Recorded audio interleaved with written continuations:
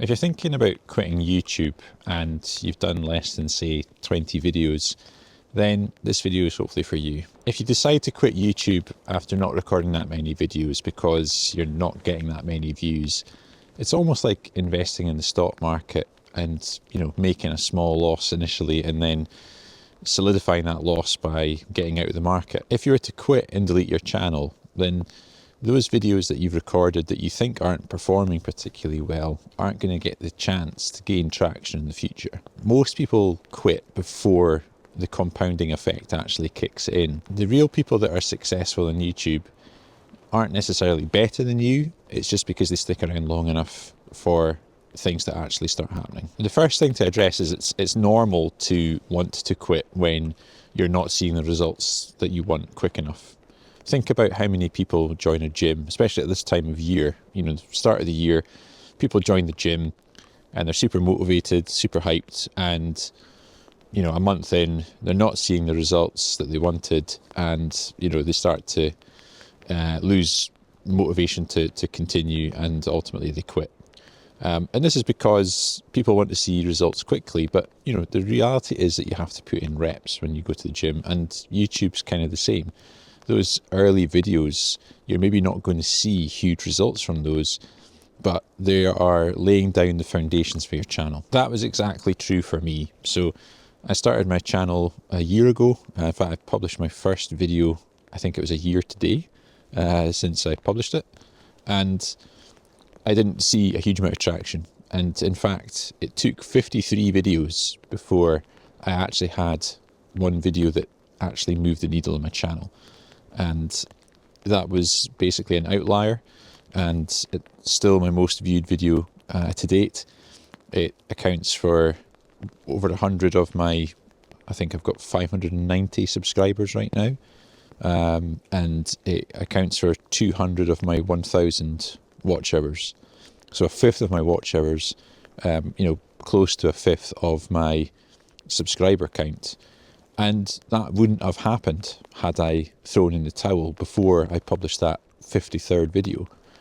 So I'm not saying that it would take everyone 50 videos to get that kind of outlier video that starts to move things. Maybe for you it might be 20 videos, it might be 100 videos.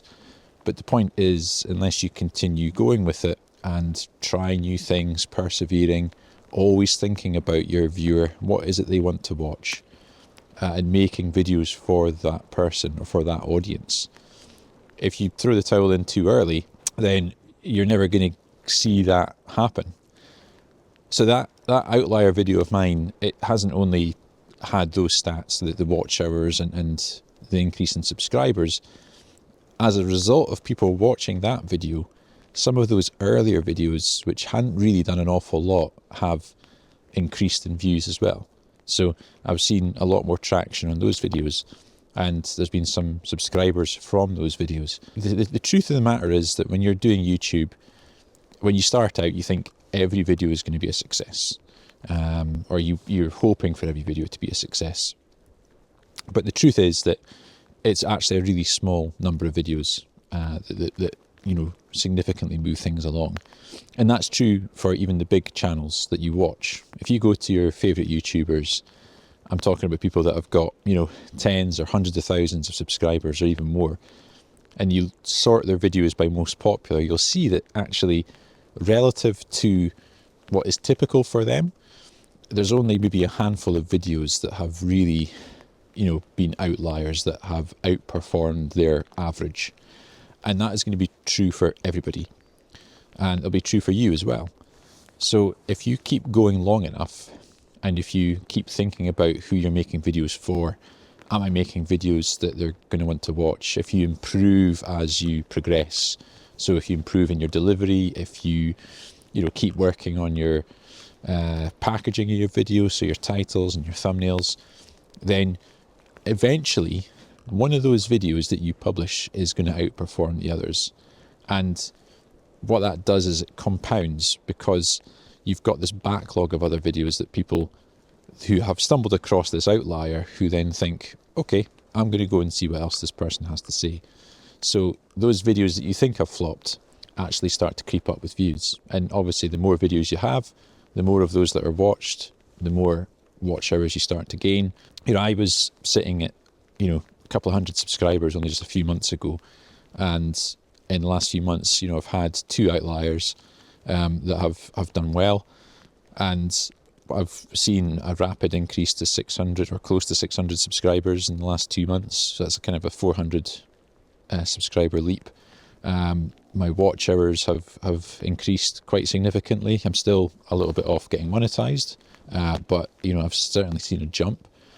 And those videos are continuing, those 2 outliers are continuing to get good views. So like the most popular one I have is getting about 75 views per day, which maybe doesn't sound a lot, if you're a big channel, but when you're starting out and you're a smaller channel like me, 75 views per day on a video, or in this case maybe a couple of videos are getting 75 views a day.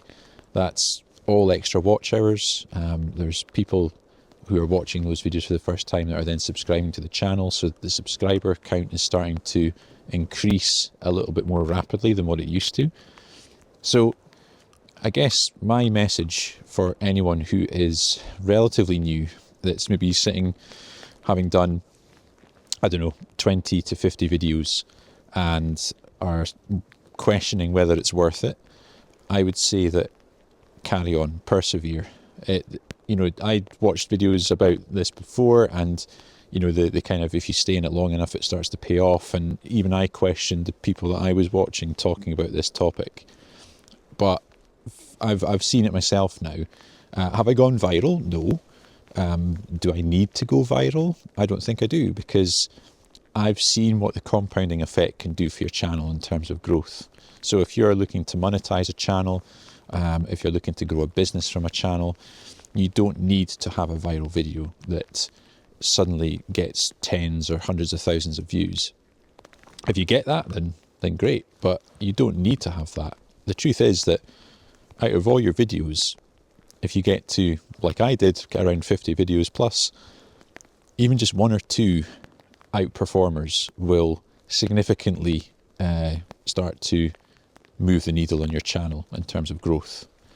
So that was it, really. I just wanted to kind of put that out there for anyone that's thinking of quitting. Don't quit too soon, because all that does is just kind of get rid of all the hard work that you've put in so far. Just keep going. As I said, maybe your outlier video will come in the first 20, it could be the first 50, the first 100. It doesn't matter. If you put the reps in, there's a really good chance that things are going to start moving for you soon. So it's starting to rain heavily now, so I'm going to call it a day. So keep going, and in the meantime, I'm going to leave a link to this video up here, which I think that you will like, and I'll see you over there. Okay, bye.